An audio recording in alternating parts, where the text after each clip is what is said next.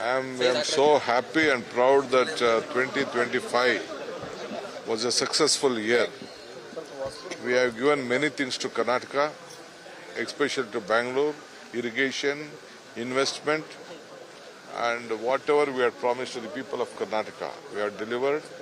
A big transformation has been taken place in Karnataka, especially on roads, irrigation, and all this law and order law and order, and whatever the guarantees we have promised, and even power sector. People of this country is coming to Karnataka on investment, especially on IT and other industrial development. This is a great achievement of the state. And as far as the mobility is concerned, the planning what we have done, I think as early as possible, I am just going to call a press conference and tell what are the decisions we have taken in 2025.